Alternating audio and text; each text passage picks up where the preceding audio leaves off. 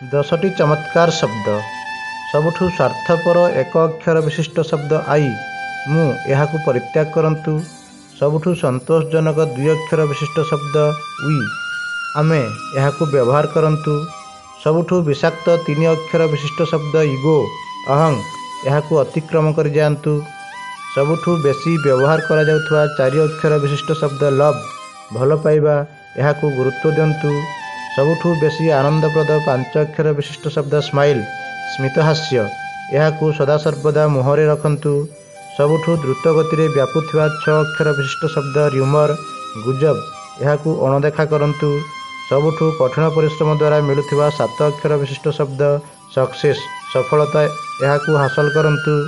ସବୁଠୁ ବେଶୀ ଈର୍ଷାପରାୟଣ 8 ଅକ୍ଷର ବିଶିଷ୍ଟ ଶବ୍ଦ ଜେଲୋସି ଈର୍ଷା। ଏହାଠାରୁ ଦୂରରେ ରୁହନ୍ତୁ। ସବୁଠୁ ଶକ୍ତିଶାଳୀ 9 ଅକ୍ଷର ବିଶିଷ୍ଟ ଶବ୍ଦ ନଲେଜ୍ ଜ୍ଞାନ। ଏହାକୁ ଅର୍ଜନ କରନ୍ତୁ। ସବୁଠୁ ବେଶୀ ମୂଲ୍ୟବାନ 10 ଅକ୍ଷର ବିଶିଷ୍ଟ ଶବ୍ଦ ଫ୍ରେଣ୍ଡସିପ୍ ବନ୍ଧୁତା। ଏହାର ମୂଲ୍ୟ ବଜାୟ ରଖନ୍ତୁ।